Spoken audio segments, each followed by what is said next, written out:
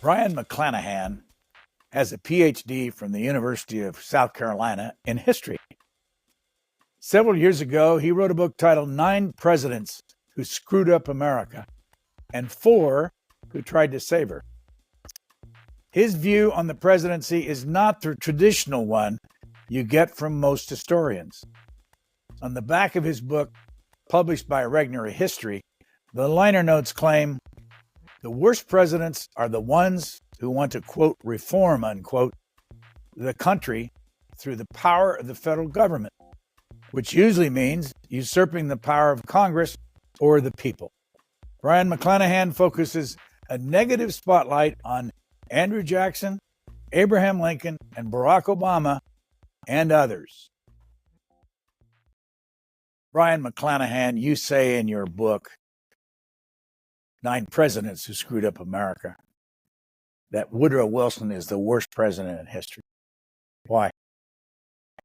Well, I think when you look at his record, and you have to understand how I'm ranking these presidents. First of all, if we want to hold presidents accountable, we have to hold them to their oath of office.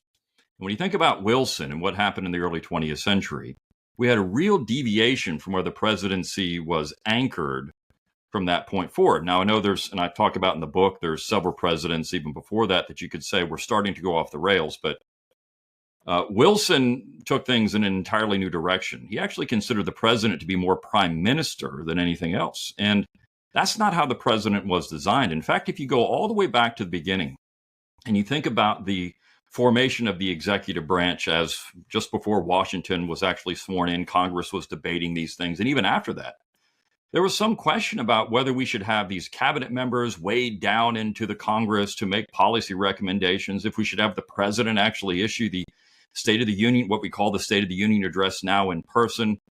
Well, that actually stopped during Jefferson's administration. And Wilson said, forget it. We're going to go back to this kind of prime minister type president where I'm going to make a State of the Union address in person. I'm going to legislate from the executive office.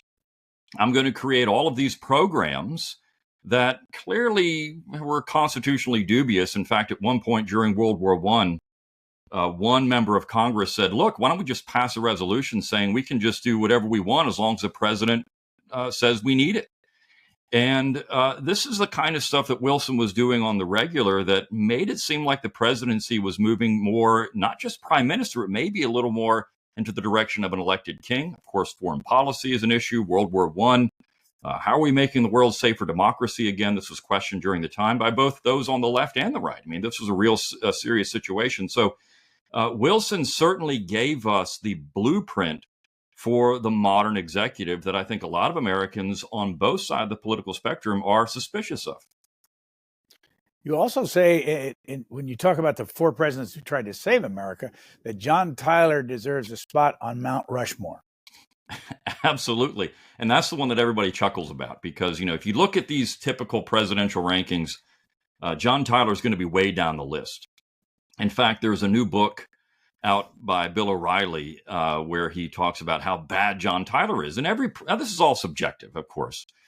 But usually when people think about ranking the presidents, they say, well, what did they do in office? How do we rank them? We rank them by what they did. And John Tyler is always seen as a do-nothing kind of guy, right? He's booted out by his own party. The Whigs don't like him. They actually hold a meeting on the steps of Congress and say, you're no longer a Whig. And so that's supposed to be a knock against John Tyler. I consider it a badge of honor because Tyler came into office in a very difficult situation. Of course, William Henry Harrison dies a month after taking office. Tyler's actually at home playing marbles, and he's notified, you got to go to D.C. because you've got to be president of the United States. And so he has a meeting with his cabinet, and he says, look, here's what you think is going to happen, but here's what's going to happen. I'm going to be president of the United States, just like William Henry Harrison was. You're not going to run the government. And that really infuriated people like Henry Clay and Daniel Webster, of course, were part of that cabinet. They wanted to run the show. And Tyler was doing things that he needed to do. He was vetoing unconstitutional legislation. He brought Texas into the United States, which, of course, was contentious at the time. But we look back at that now and say we like having Texas in the United States. So John Tyler is certainly a very effective president in terms of policy, but also he was upholding his oath of office. When the Whig controlled Congress, passed unconstitutional legislation, whether it was a Bank of the United States, which Tyler thought was a problem, or whether it was internal improvements, which Tyler said were unconstitutional. He was vetoing those things. That's what he should do. And that's what they didn't like him for. So, again, if you're looking at adhering to the oath of office, Tyler does it very well. Why do you always say in your book, that between 1861 and 1865, it was a war between the states? Well, because it was. I mean, when you look at the definition of this period of time, we've had that term. What do we call this thing? Is it a civil war? Well, a civil war would have been a war over the control of a central government. And the South wasn't looking to control the United States government. They were looking to have their own independent country. And we can talk about whether that was good or bad or what that would be.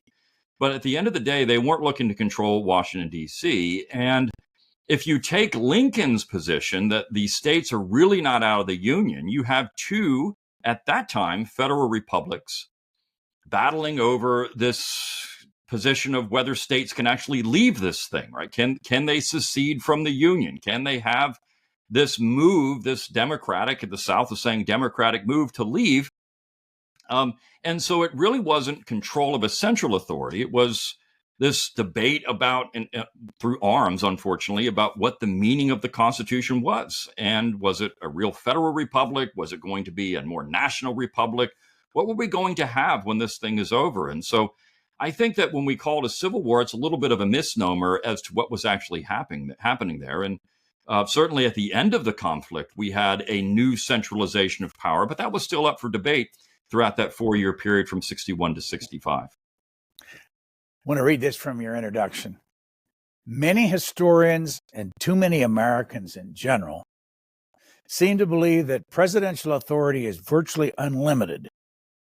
That is both necessary and competent to solve the crisis of the hour, and that the unconstitutional usurpation of power is admirable executive energy.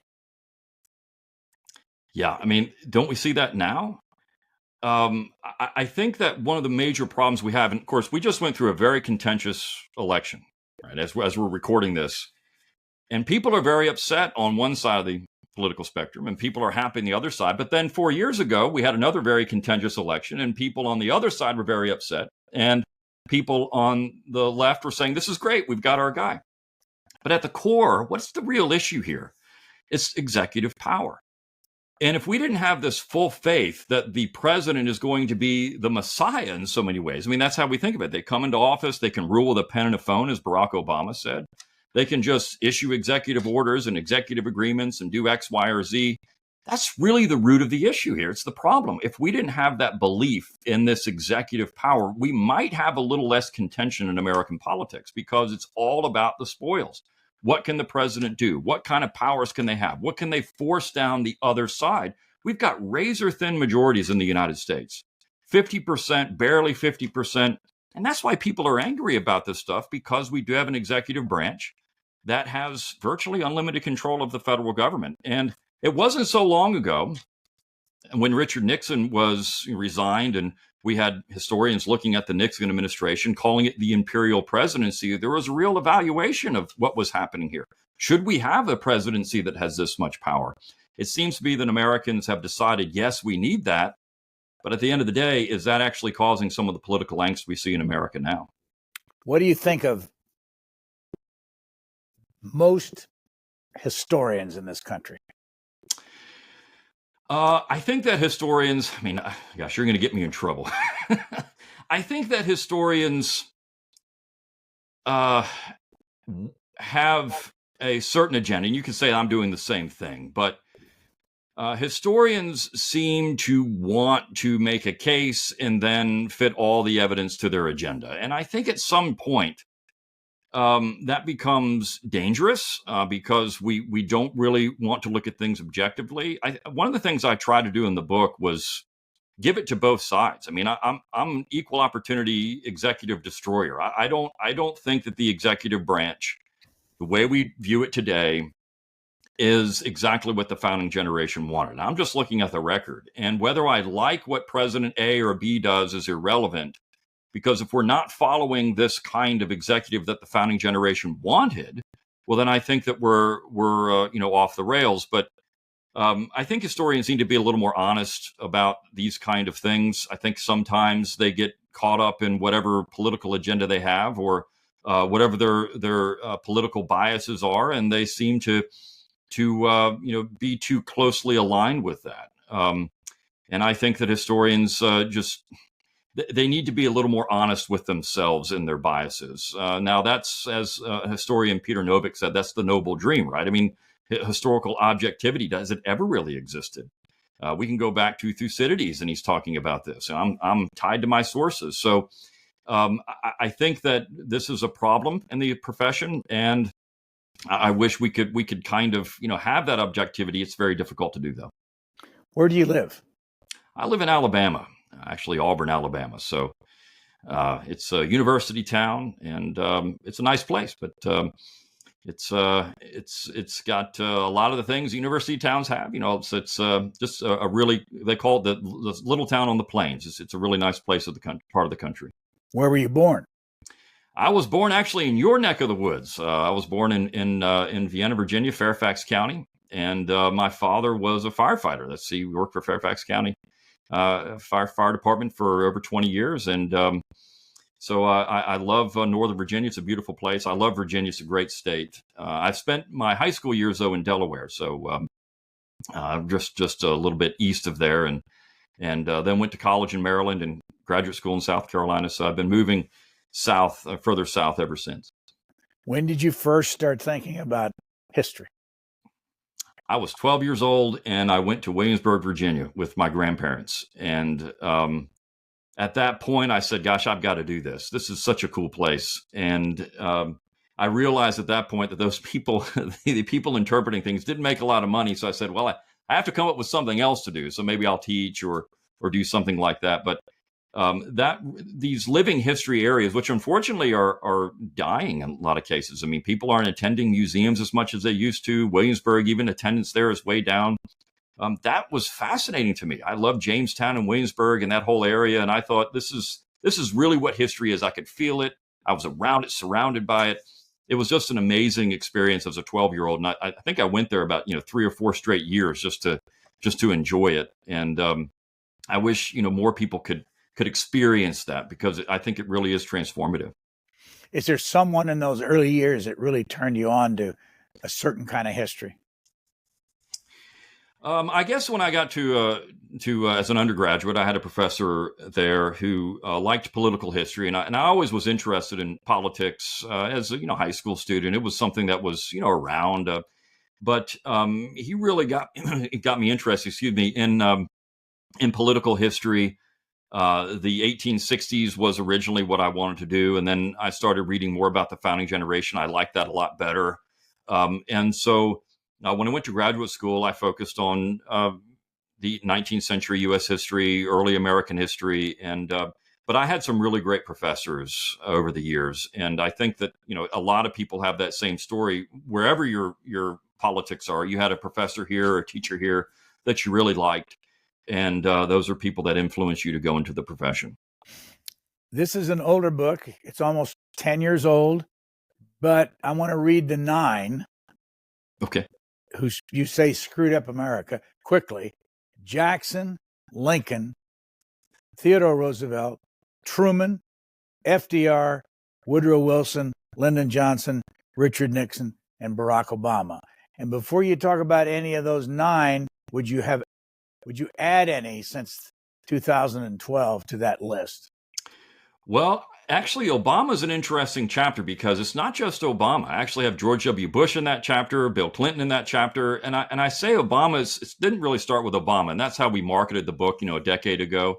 Obama is a symptom of the larger problem. And I think you could put Biden and Trump in there. I mean, look, when the left complains about Trump abusing power, they're not incorrect. When the right complains about Biden abusing power, they're not incorrect. So they're a symptom of the disease, which is executive government. I also am critical of Washington, which got me in trouble with some people at times because of a couple of instances in the Washington administration. And look, I say in the book that oftentimes if you want to get to the heart of the presidency, You need to listen to the critics. And I think that we're so focused now, we have blinders on. We don't want to hear what the critics have to say about our guy in office. This guy's there. I don't want to hear what other people have to say. But they often say things that are correct about what these people are doing if we're thinking about executive power. So when Washington was in office, there were critics.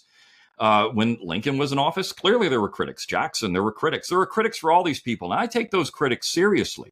Were these people correct? I mean, were these presidents abusing power at certain times? Maybe that was unfortunate result of some things that were going on, but also did that cause problems later on? And we're dealing with those problems today. So when you think about Richard Nixon, and the left was very critical of Nixon, and rightly so.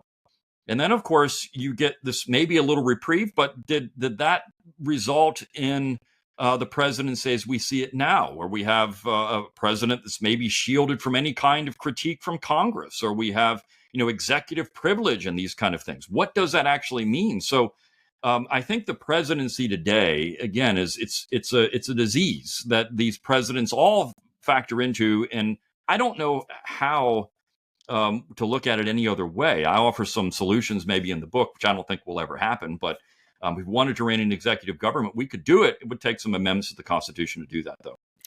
When you originally wrote the book, we were $19 trillion in debt. Actually, $16 trillion. I went back to 2012. And today, of course, as you know, we're $36 trillion in debt. What does that say to you? It says we're in trouble. I mean, when you think about the enormity of that kind of money, people don't realize $1 trillion. I think the problem is the term. If you and I talk about $1,000, most Americans say, well, that's a lot of money. I mean, $1,000, people work hard for $1,000. When you start throwing out billion and trillion, what does that even mean anymore? It's just a number. And so when we look at how much money is being spent by the federal government, of course, the executive branch now is certainly behind that because of the Office of Management and Budget. They have to submit a budget, the executive branch, and we never see it go down because, of course, Congress has said it always has to go up. So there was going to be a corollary to this book that I never wrote, how Congress screwed up America too, which I think you could point to all kinds of different points with Congress doing the same thing. So we've got an issue with centralization of power, in my estimation. When Gavin Newsom stands up and says, you know what, federalism is the bedrock of America, I agree. We need to come back to this kind of restraint and think about how we could better work the central authority so we're not going to spend this kind of money and run these kind of deficits and get that kind of debt. How do you track politics today yourself? Where do you go? Well, I do. I mean, look, I subscribe to the New York Times, the Washington Post. I get the mainstream newspapers. I also go to a lot of social media. I try to see what other people are saying. I read a lot of stuff that disagrees with me because I want to wrestle with that myself. Okay, well, I have this position. And so what are these people saying about it? And I want to know. A lot of people like to read material that agrees with them. I find that to be a little more boring. I know what I think, so I want to see people that don't agree with me. And something that's fascinating about your show, because I read an interview where you said, I don't really know anymore what I think, because I've talked to so many different people that have different opinions. And I think that's great. I mean, that's the real liberal with a lowercase l position to have, to think about these issues and come and wrestle with the knowledge that these other guests have. And I do the same thing on a regular basis when it comes to news and politics. When you're not writing books, how are you making a living? Well, I work as a full-time teacher, so that's what I do at a community college, and I try to do some other things to supplement income, speaking here and there. So, but it's a satisfying career. I don't think I could have picked anything else that would have been better. I like helping students. I've got a lot of great students, and I work with students that have challenges, and so it's fun to do that too. Because I think you have to give that back to the community. It's a lot of fun to do that on a regular basis. In your book, and when you read the whole book, you get this big picture. I'm going to ask you about this because you don't often read a book where all of this is mentioned. In the case of Harry Truman, it's the fair deal. In the case of Theodore Roosevelt, it's the square deal. In the case of FDR, it's the New Deal. In the case of Richard Nixon, New Federalism. JFK, New Frontier. LBJ, Great Society. Woodrow Wilson, New Freedom. And then there is compassionate conservatism for George W. Bush. What does all that mean? Well, you hit the nail on the head. I mean, it means that we just repackage things over and over again to try to pitch some type of new program that's going to save America with the executive branch, of course, leading the way. And you see where all this started, right? With Teddy Roosevelt, who was the first progressive president. And so the presidency becomes the lightning rod. It becomes the focal point. And Roosevelt loved that. I mean, as much as I disagree with Teddy Roosevelt's policies and politics, but he is a fascinating character. There's no doubt about it. But he thought the presidency had to be, as he said, the bully pulpit. We had to get out there and really push this agenda.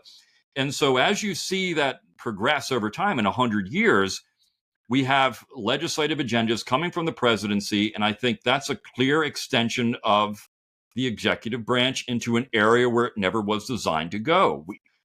Did Washington have a legislative agenda? Absolutely not. I mean, nor did Jefferson or Adams, or go back through that period of time, or even going into Jackson or Martin Van Buren. They didn't have legislative agendas, but we have that in the 20th century. So I think that's a clear example of how the presidency has changed really in the last 100 years with these different phrases that they use, and just coming up with some way to make the presidency seem to be the most important branch of government. When Andrew Jackson became president in 1829, he was 62.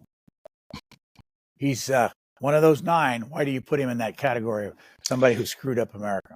Well, Jackson, I wrestle with Jackson. There's things I like about Andrew Jackson. Again, just like he's such a character. And General Jackson, as he liked to be called, is a real American hero. In fact, I wrote a book, The Politically Incorrect Guide to Real American Heroes, and he's in that. I have him as one of the great heroes in America. There's no doubt this man was a fantastic general and a larger-than-life figure. But when you think about the expansion of the executive branch and what Jackson was doing, particularly during the early 1830s with what was called the nullification crisis, there was this issue in South Carolina about collecting a federal tariff. And what was the nature of the relationship between the general government and the states? Now, we could argue that South Carolina was maybe interpreting the Constitution incorrectly, that perhaps the general government could have had a protective tariff. But this issue of power, did Jackson have the ability, without the approval of South Carolina, to send in the troops?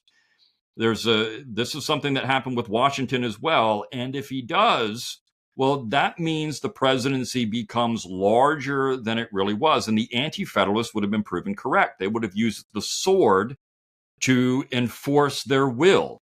And so that's an issue I think that Jackson doesn't get enough heat for. And that's expanding out this role of the executive in terms of the military power, the sword. The other thing, of course, is when we have the crisis over the Bank of the United States. He just withdraws all the deposits illegally and just keeps appointing people till he gets somebody in his cabinet that says he can do it. Well, imagine if Donald Trump did that, or Joe Biden did that, the kind of fallout that we would see politically from this. We just don't think anything of it. And well, Jackson just fires this guy and hires this guy and fires that guy when he doesn't do it, and he hires this guy to do it. So he was doing things that were illegal. And of course, that did contribute to a depression in the 1830s that Martin Van Buren had to try to clean up. So Jackson should get a little more heat than he does for some of these over-the-top executive moves. In 1861, Abraham Lincoln was 52. Why is he on the list? Well, that's one of the ones that people often focus on when I was doing this the publicity for this book a decade ago. Lincoln is he's a polarizing figure for some, and then for others, he's simply the greatest president in America. How can you criticize this man? Well, I'll go back to Benjamin Robbins Curtis. And Benjamin Robbins Curtis, if you don't know, was a Supreme Court justice. He actually was one of the votes against the Dred Scott decision. And so he's a pretty important person in American history. When Lincoln issued the Emancipation Proclamation, which, of course, I don't think anybody would sit back and say, gosh, we should have kept slavery. But when he issued the Emancipation Proclamation, there was some question about his authority to do this. And Benjamin Robbins Curtis called him out on it. He said, wait a second here. Your argument is that we have to issue this Emancipation Proclamation to best subdue the enemy. And there's no power in the Constitution to do this. You can't just unilaterally issue a proclamation or an order that would abolish property. And I know in 2024, it's terrible to say that, but to abolish property, there's nothing that gives you the authority to do this. How can you unilaterally, in violation of the Constitution, take this move? And Lincoln's response was, well, again, I've got to best subdue the enemy. So Curtis said, well, what we've just done is given the president complete power of the sword. They can do whatever they want, anytime they want, at any point, if it's to, quote unquote, best subdue the enemy. And so I think when we look at, say, George W. Bush during the global war on terror, Bush would make similar arguments. Well, I've got to best subdue the enemy. So we need the Patriot Act, for example. We can just do that.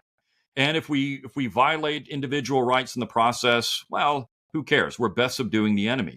And that really does start with Lincoln in the United States. That's just one example of why I think Lincoln should be, again, a little more carefully evaluated than he is for the impact that he had on the Constitution at the time. There's a quote out of your book by the former Vice President of the Confederate, Alexander Stephens. Our new government is founded upon exactly the opposite idea. Its foundations all laid, its cornerstone rests upon the great truth that the Negro is not equal to the white man. Mm-hmm. When you hear that, what's your reaction? Well, I mean, I don't think Stephens was lying about the positions of the people at the time. And I would say that you could find a quote similar to that from Americans, say, in the 1840s or 50s, talking about the U.S. government. I mean, John C. Calhoun made a statement like that. In fact, there's a book by Bob Elder on John C. Calhoun where he makes that point at the end of the book. He would say, look, when Stephens would say something like that in 1861, there's not many Americans that would disagree with the fundamental premise that that's what government should be, North and South. And I would say that Americans in the 1860s would have been fine with that for the most part, whether you're talking about Northerners or Southerners. Lincoln himself had made it clear that he wasn't going to war in 1861 to abolish slavery, and that if he could free one slave, he would do it, or no slaves, he could save the Union. He didn't really care. He wanted to save the Union. And so to make this a dichotomy that there's this anti-racist North against a racist South just isn't the proper position. They were both, again, slaveholding federal republics. There was slave states in the Union in 1861. There were slave states in the Union in 1865. So it wasn't that we had these two, one noble side and one evil side. I think both were wrestling with this issue of race and slavery at the time. South was certainly more committed to it than the North. Without question. And I think that there were Southerners who certainly would not have given it up no matter what. That was the question at the end of the war. What are we going to do with it? Should we have blacks fight in the Confederate Army? There were certainly people who just said, this is it. We're done with this Confederacy at that point. So I would say that this, again, to answer your question directly, that was something that I think Americans, both North and South, would have thought was not abnormal in 61. Theodore Roosevelt became president at the assassination of William McKinley. He was 42, and he lasted one more term after that. Why do you put him in that category of presidents who screwed up America? Well, when you think about Teddy, and I said that there's a lot of fun things about Teddy Roosevelt. His career before he became president, his oversized personality. The guy drank a gallon of coffee a day. I mean, my God. How could you not just think about the energy around this individual? But it's that energy that I think got him in trouble when it came to the executive branch. He certainly did think that the executive branch should be something bigger than it was. And you got to remember, William McKinley, one historian, Lewis Gould, called William McKinley the first modern president. And because of the way he used the media. And I think Roosevelt capitalized on that. He understood very well the presidency could be this focal point. And if I can just use the presidency to do these kind of things, which would be a progressive agenda. I mean, Roosevelt's going so far as to try to become to try to change the spelling of words. He had this commission to try to, these things they're not spelled right. They're not spelled phonetically. Let's change that. So he's really dabbling in all kinds of different areas that the presidency never had a role in before that. And I think that's where we start seeing this focal point of the executive branch. Well, the presidency can do these various things. And of course, he has the square deal, which we talk about. We just mentioned, or you did. And so that's a legislative agenda. The presidency is certainly working on the Congress and bending Congress to his will. I think that's a severe turning point the way we think about executive power in America. Have you done any research on who actually named these different administrations? Fair deal, square deal, new federalism. I know the president. I mean, look, Wilson himself had a hand in the New Freedom. Look, Square Deal, I think, was all Roosevelt. I do believe the New Deal was all Franklin Roosevelt. I think these early presidents certainly had a hand in it. Johnson, I think, did like the term Great Society. But by that point, you have speechwriters. So, I don't know exactly who coined the phrase. I mean, I do think that some of these other presidents, the earlier presidents, certainly had a hand in the phrase. When we get later on, that might be speechwriters and other things. So no, I haven't looked into it extensively, but certainly by the time you get to Coolidge, when we get to speechwriters, they're going to have a hand in how we phrase these various programs. What's the McClanahan Academy? That's my online learning academy, and it's for people that want to have more of me and get more of my views on American history. I've got everything from standard survey history courses on American history, which are great for homeschoolers, all the way through things like classes on the Constitution or classes on various parts of the Age of Jackson or the war or 20th century subjects, Southern cultural intellectual history, these kind of things. So it's a lot of fun. It allows me to connect with students, lifelong learners, as we call them, people that are just interested in these topics. Sometimes people that are in college, sometimes, most of the time, people who aren't. They're already out of school, but they just want to, they've read my books and they want to have more classes with me and have an opportunity to get to discuss these things with me in person. How do you find it?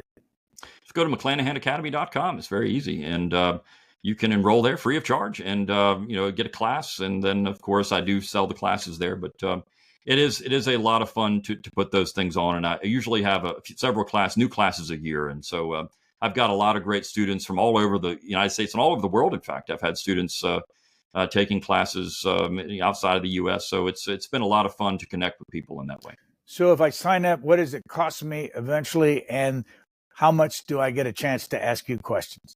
Depends on what kind of class you take. So there's various prices. I mean, I've got classes that are, pretty inexpensive, $50. I do live classes where you're going to pay more, but then you get me live and in direct, just like we were doing here, 4 times in a month. So we have, one-on-one conversations with, of course, there's other students there, but we get to have a graduate level debate or discussion about various topics. The last class we just did was on the foundations of political order. So we were talking about things like Aristotle and it was a lot of fun. It depends on, again, what kind of class you sign up for and how much it costs to do it. There's a quote that you said that caused, I'll read it. This caused I know it was a problem, but it got everybody's attention when you did a book, Founding Fathers Guide to the Constitution. And the quote is, my assertion that nearly every president in the last 100 years should be impeached created quite a stir. It did. I remember being on G. Gordon Liddy's program, and I said that to him, and he said, oh, my goodness, that's a big statement. He kind of agreed with me. And Gordon Liddy was a larger-than-life character himself. Who caused all kinds of problems in his own life. But if we think about and I have an amendment, the proposed amendment, and what the founding generation said about impeachment and how it would be used. James Madison was very clear on it. There were things like, neglect of office or not doing your job in office, peculation. I mean, there were all these kind of things that were up for impeachable offenses. We look at that very narrow term, high crimes and misdemeanors. What does that actually mean? It's not defined.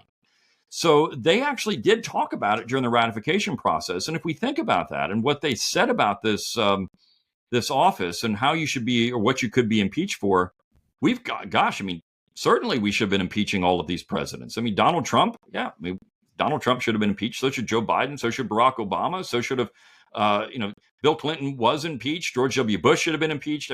If we go by the founding generation and how they thought the office should be very carefully monitored and very narrowly interpreted, then these presidents have gone way beyond the oath of office, and they should be impeached for abuse of power. It's something that they were concerned about. And I think we should be too. And again, this is going back to that first question you asked.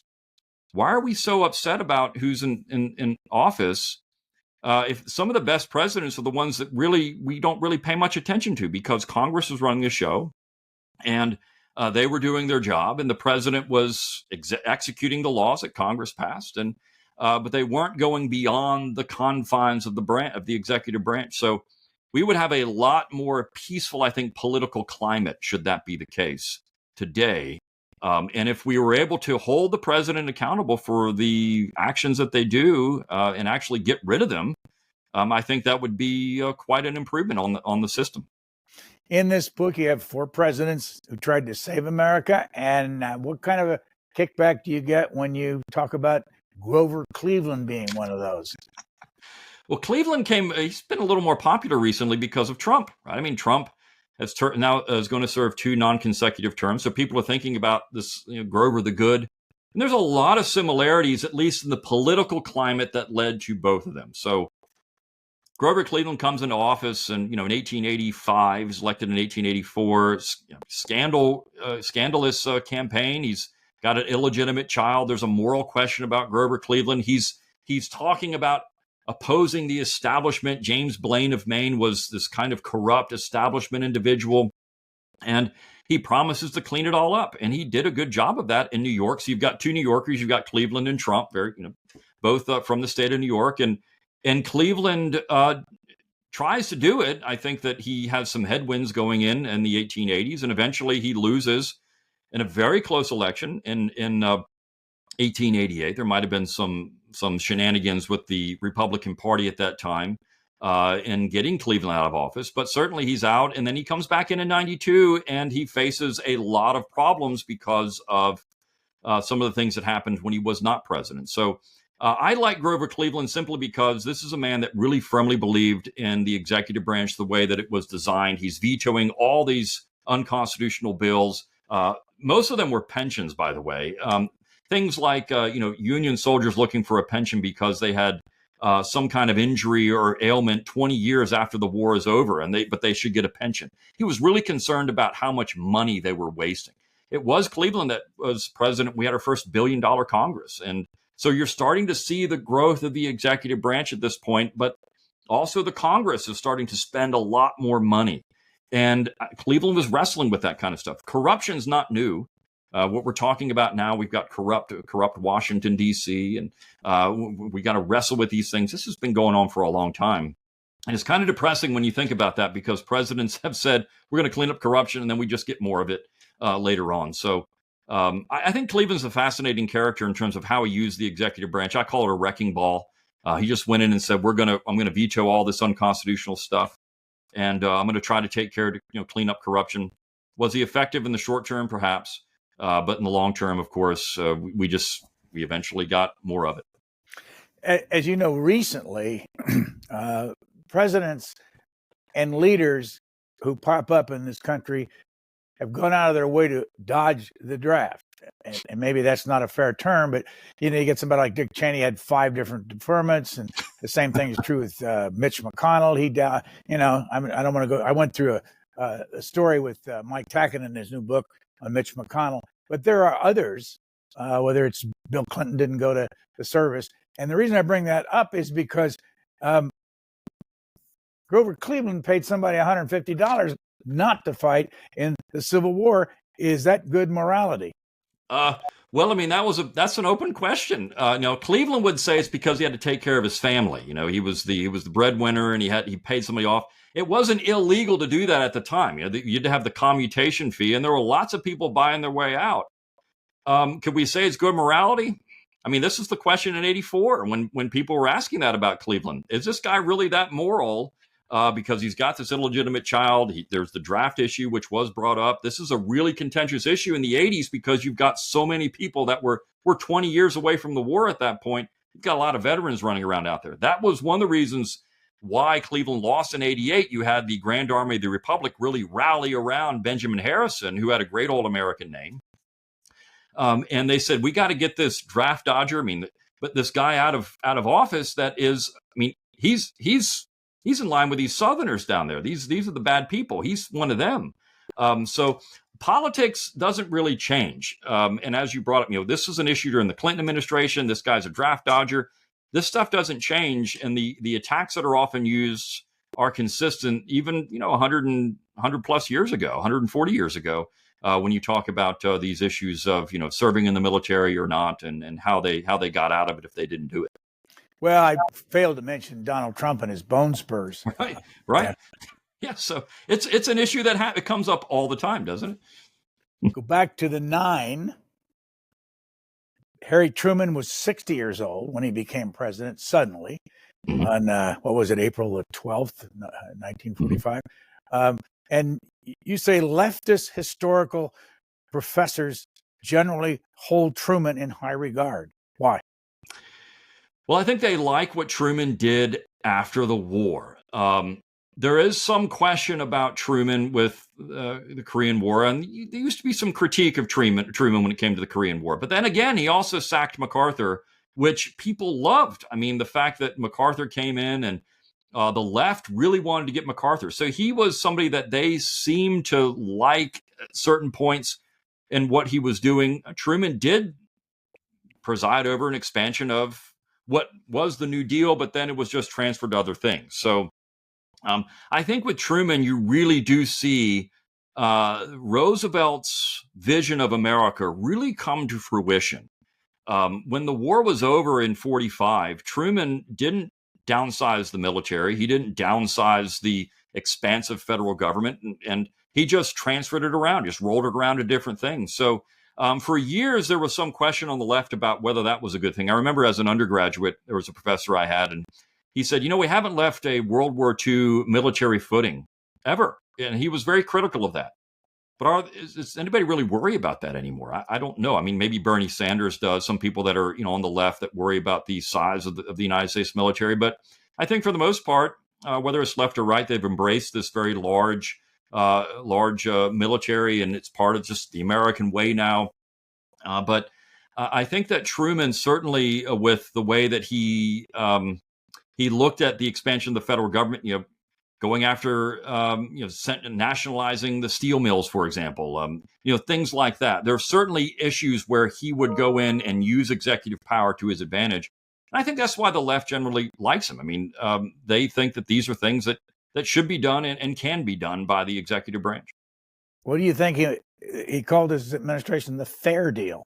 Was it a fair deal? Well, I don't know. I mean, I guess to some people it was. Truman, one of my favorite quotes from Truman is when he was asked one time about if he had $1 million, what would he do with it? And he said, very open, I'd buy votes, right? I'm not gonna buy houses and things. I'm gonna buy votes. He really loved politics. And this guy was a political kneecapper of the highest order. I mean, we've got some really good ones in Washington, D.C. now. I think, Nancy Pelosi is one of those people. She's very good at politics. And Truman was that. I mean, this man really knew how to work things. You got to think he's a haberdasher. How does this guy become president of the United States? Well, he's good at politics. And so I think that's something that is certainly interesting about Truman. Is it good long term to have this kind of quest for the presidency? But that's an open question. But Truman's was it fair for the United States? I don't know. I mean, people generally, I think, like the New Deal, and this is something I've pointed out many times. We can critique the New Deal or the Great Society or these kind of things, and the right often does it. But Americans generally like this stuff. So you've got to be careful politically with these things. How do you frame the debate and understand that there are people that like government spending and government programs? And Truman, of course, was one of the first people to receive food stamps or that kind of thing, right, as he's retired. So he had a can of beans, I think, was the first thing that was given to him. So it's interesting how all of this works in what Americans generally accept, because they like some of this stuff. And I think that's where you would say, is it a fair deal? I think some people would say yes. And if we're looking at it from a standpoint of government power and what the government can or can't do constitutionally, you could say no. As I was reading your book, I kept saying this phrase, not in the Constitution. And I wanted to ask you, do you think anybody cares about the Constitution anymore? I don't think so. I mean, Why maybe not? me. What happened though? Why not? I think it's because it's what I was just alluding to. As the federal government expands its power and we get more and more things that people like, if we have a conversation about healthcare, for example, and people will say, well, I'm really against Obamacare. Okay. But then you'll say things like, all right, well, we should repeal that, and then we're going to replace it with X, Y, or Z. Well, we can't take away these things out of it. I want those things, but we can get rid of these things. So I think what happens over time is that people tend to like the programs that they get, or at least parts of it, and they just stop caring about the Constitution. It doesn't really matter. Or maybe it's because we've gotten to a point where we've nationalized politics so much that we want our guy or our lady, whoever it is in the executive branch, and we're just fine with them doing whatever they need to do to get the other side. I mean, think about part of the appeal with Trump is that he's so aggressive in calling the other side names and calling them out and saying, well, you're fake news or you're this or that. And people like that. So I think that it comes down to the fact that Americans generally just, they don't care. The ends justify the means for them. And if the Constitution is going to be a hindrance to that, well, then we just got to forget about the Constitution. I think the presidency has been doing this for a long time.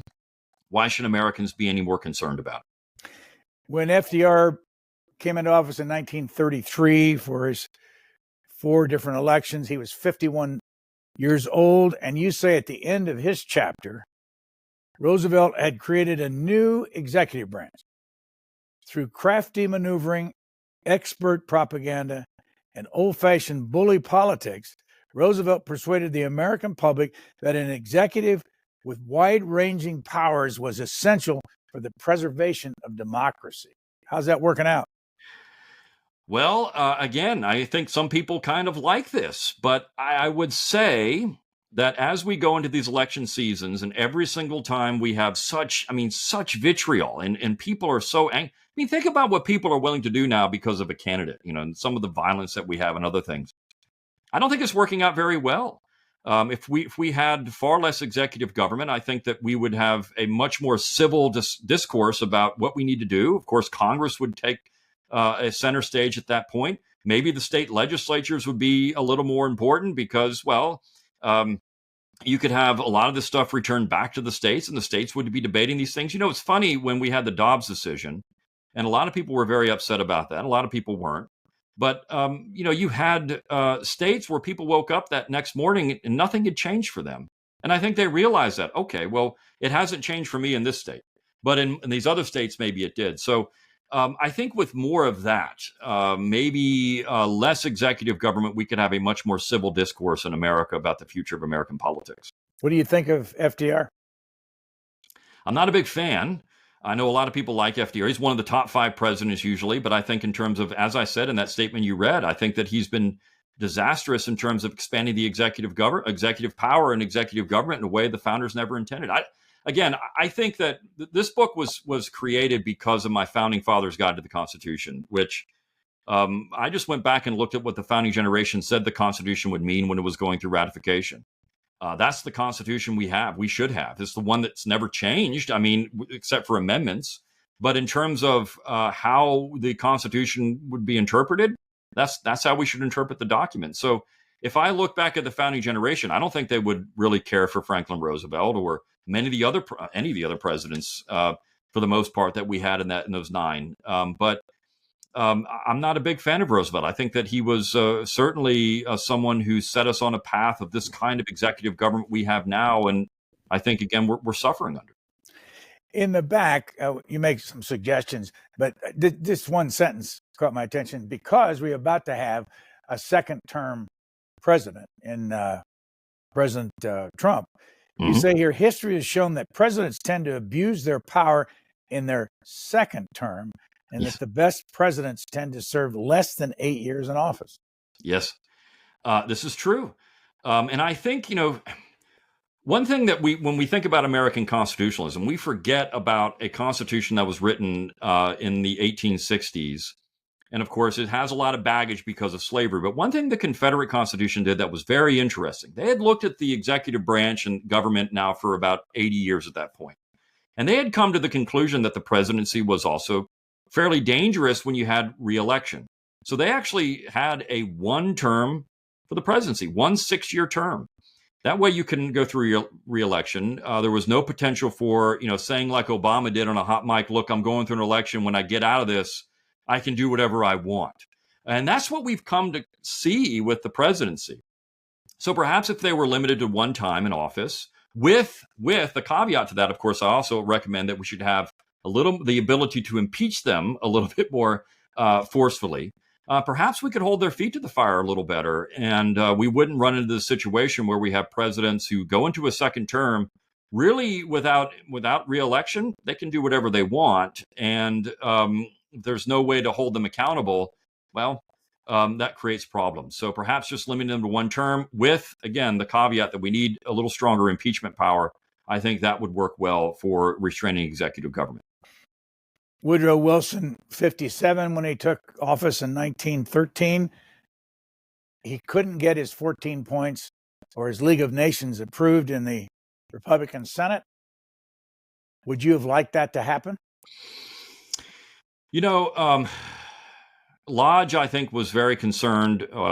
There's reasons why Lodge was concerned. Henry Cabot Lodge of Massachusetts. He didn't like Wilson, I think, is the biggest reason. Would the League of Nations have been better than the United States participation? Would that have prevented World War II? Perhaps. I remember having a conversation with my grandfather years ago. He was, a World War II vet, and we were talking about the United Nations. And he was a big supporter of the United Nations. And this always stuck with me. He said, look, I support the United Nations because after World War II, we didn't want World War III. And he said, we've never had World War III. And so from that perspective, has it worked? I mean, if you just want to look at it pragmatically that way, I think that the United Nations has worked well. So could the League of Nations have prevented a type of World War II? I don't know. I know that Wilson got the United States involved in Europe in violation of precedent for years. Should the United States even been there in the first place is an open question. I think but once you open that can of worms, could the League of Nations maybe done a better job to prevent a World War II? Perhaps. We'll never know. It's all speculation and conjecture. I think that Wilson's aggressive foreign policy ultimately becomes a blueprint again for American foreign policy in the 20th and 21st century. And I think that's a disaster moving forward. In that chapter on Wilson, you say Wilson's new freedom, there's the term that he used to describe his time, called for tariff and banking reform and stronger antitrust laws. We got the Fed out of Wilson. Tariffs are brought up in almost all of your chapters that you're writing. We're talking tariffs today. Is that constitutional in your opinion? Well, tariffs certainly are. It depends on what kind of tariff, right? I mean, this goes back, we talked about Jackson. South Carolina was said you can't have a protective tariff. I think that certainly members of the founding generation thought we would get one. In fact, George Mason actually proposed an amendment to the Constitution that would have prohibited what he called navigation laws, which we would call protective tariffs. So they all thought this could happen. Tariffs, a revenue-producing tariff. Look, the United States government existed for much of its history on revenue-producing tariffs only. We didn't have an income tax. We just had a tariff to raise revenue. I think that kind of use of a tariff is fine.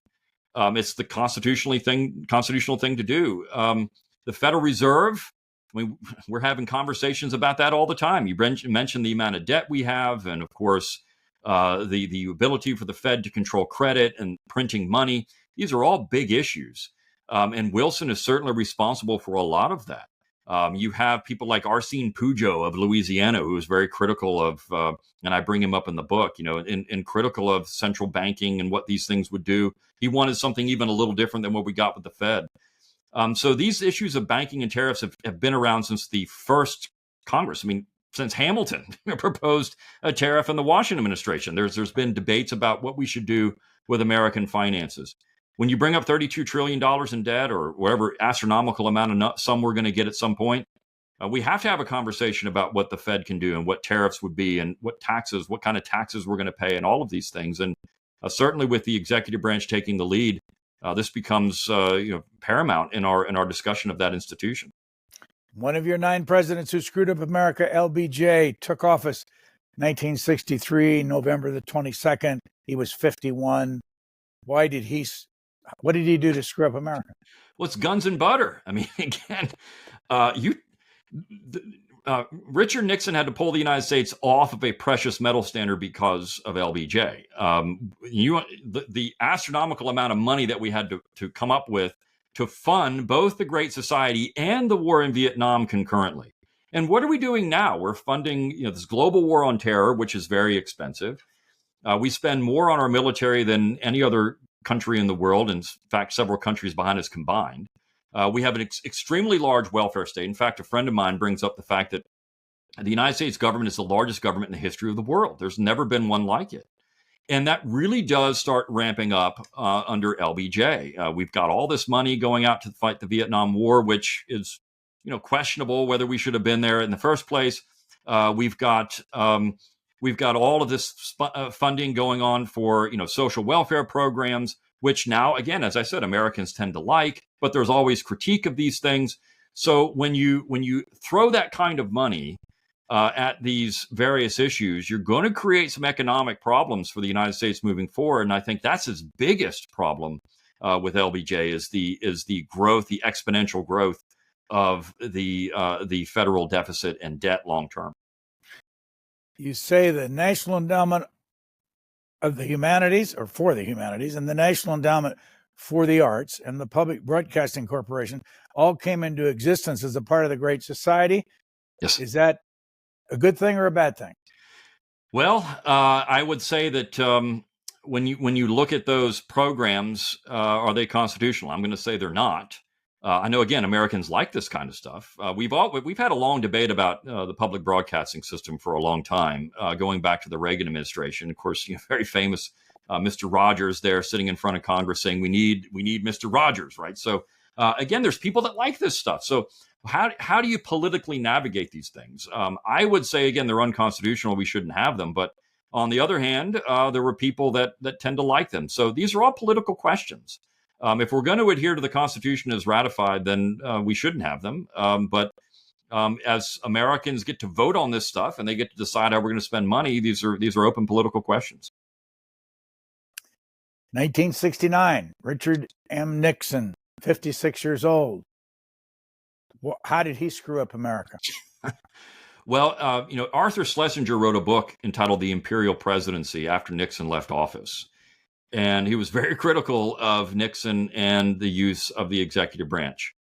One thing I find fascinating about Nixon, I've always thought this is interesting.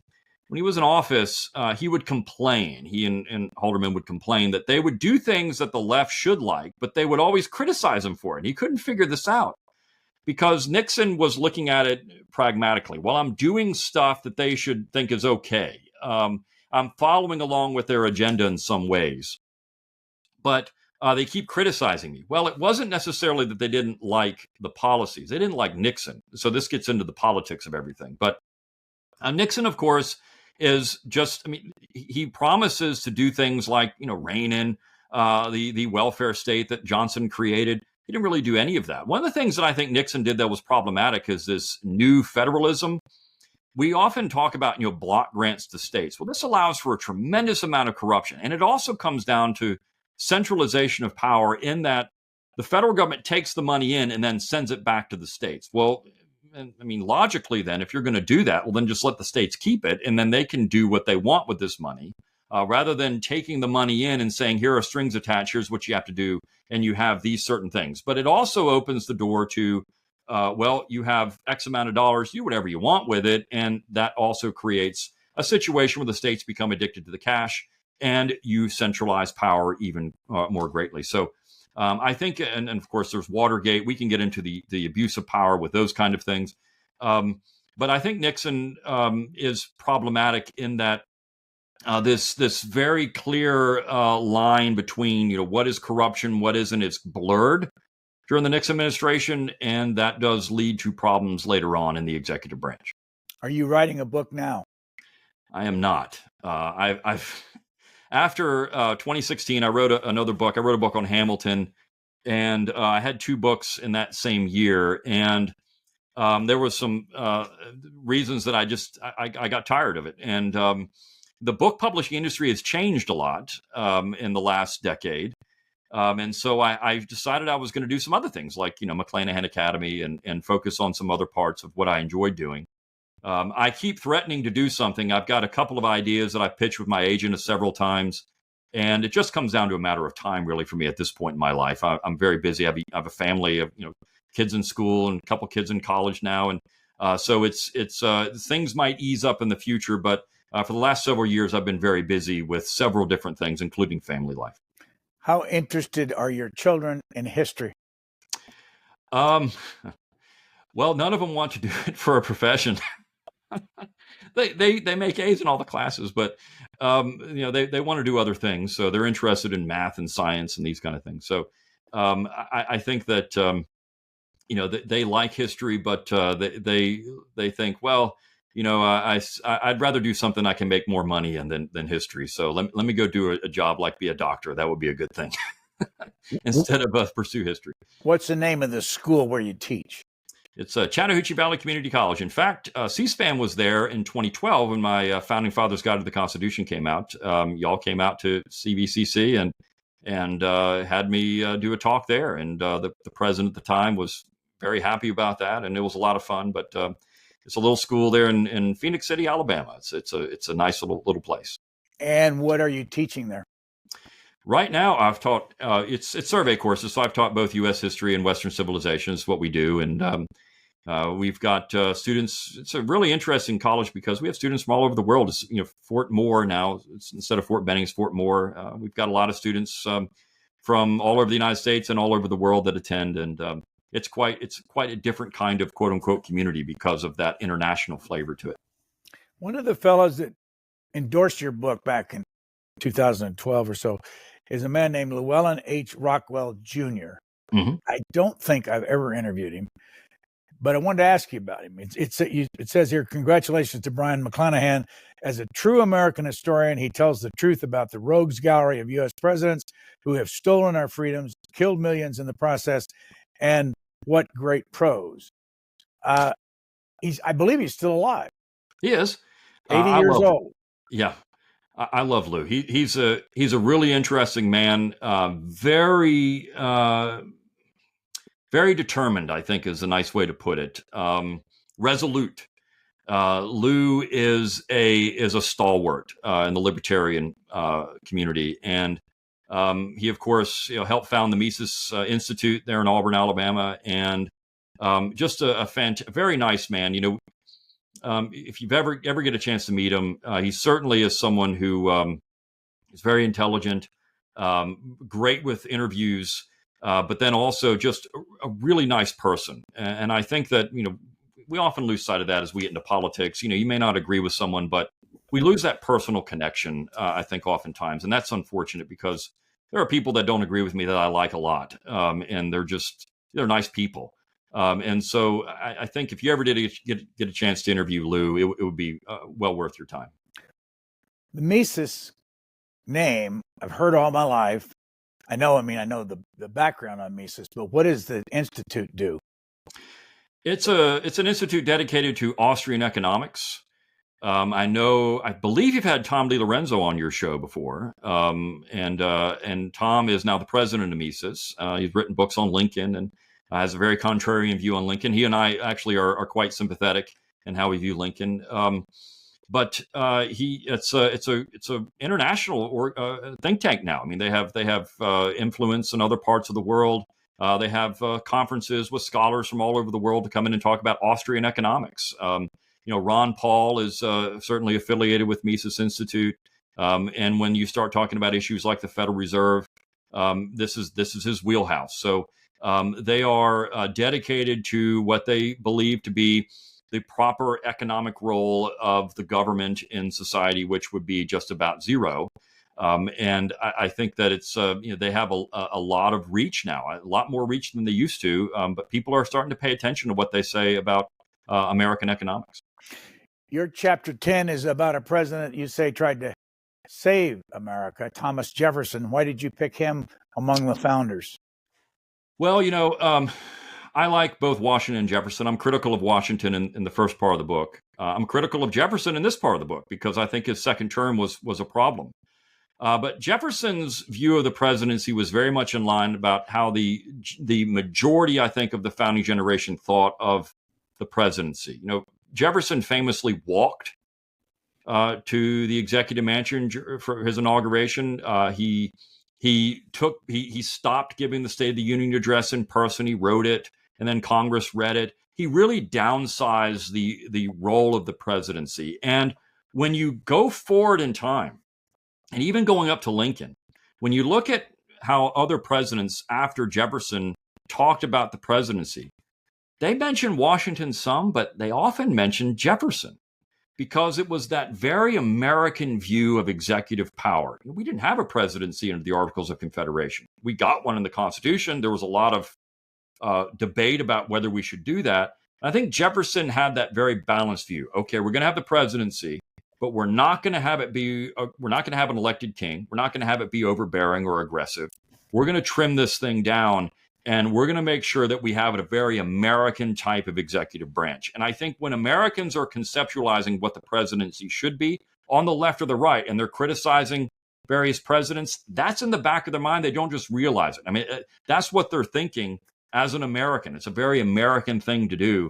And I think Jefferson embodied that better than anyone else at that time.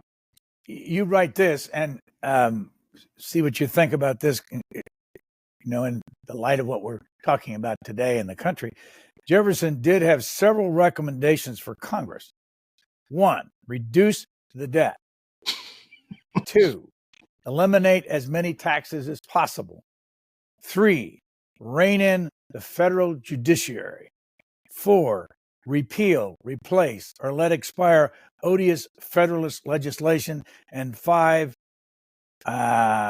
authorize appropriations only for specific purposes. Mm-hmm. Sounds an awful lot like what we're talking about today. It is. I mean, this is why Jefferson, I think, is a fascinating individual. His first inaugural address is one of the most important speeches in American history. And he basically, he doesn't outline that in any specificity, what you just went through there, but that's what he's setting up. And these are things that Americans are, of course, talking about now, as you say. We've got to come up with some solution for this debt. We've got to come up with some solution for federal spending. When we're giving, all this money away to things that Americans scratch their heads about and say, "Gosh, why are we spending money on that?" That's a good question. The other thing where you have earmarks, this is what we would call earmarks when he said, specific purposes only. That term earmark is often a bad word. But I think it's actually a good thing. If we could see what Congress is, if they're going to spend, $1 million on studying the reproductive habits of lab rats, we should know that. It should be spelled out in the bill. This is what we're going to do. That's not a bad thing, because then you could say, well, my gosh, why are we doing this? But we hide it. And so I think that Jefferson was onto something here, and what Congress should do to try to be more effective in a lowercase r Republican mode. Speaking of all this, what do you think of the Department of Government Efficiency, DOGE? The DOGE. I think it's fascinating. They don't have any power, of course, and whether they're going to have any effect is I don't know. But I know Ron Paul's involved with that. In fact, Bernie Sanders has actually come out and said, look, I'd support cutting military spending, which they're looking at.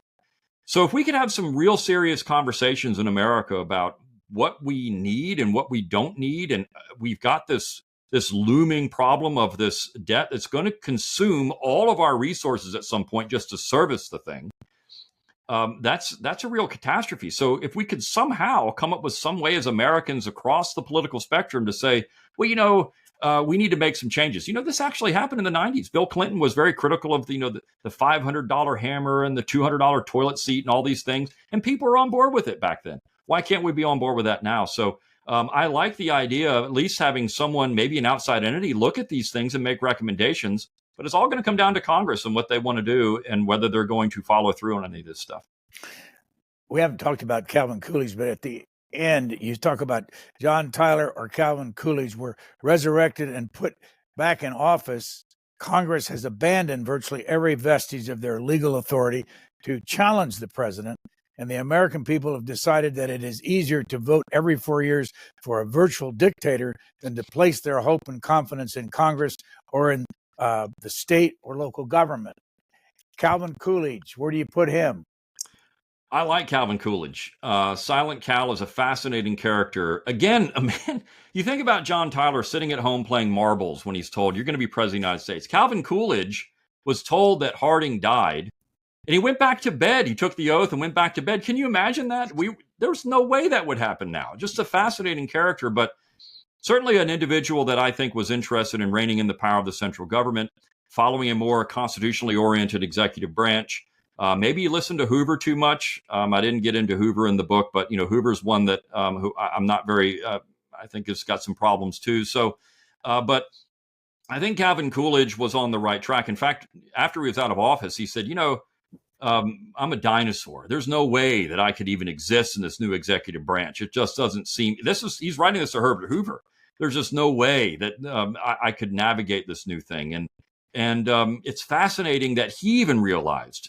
He's been out of office a very short amount of time, that this executive branch has changed and American politics have changed, and that Congress has changed in how we think about what government power should be and what government should do.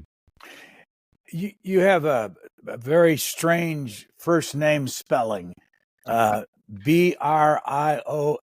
Why did your parents use the O instead of the A or the Y? Well, I was told because it's the Gaelic spelling of the term Brian, and so that's where it comes from. I've still got relatives in Ireland.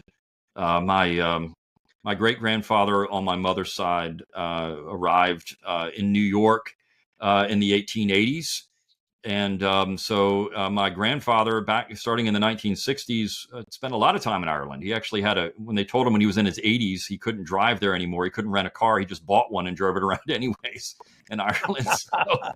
So he said, I'm going to drive a car. You can't tell me I can't. And so he would go there every year, and he had a lot of fun.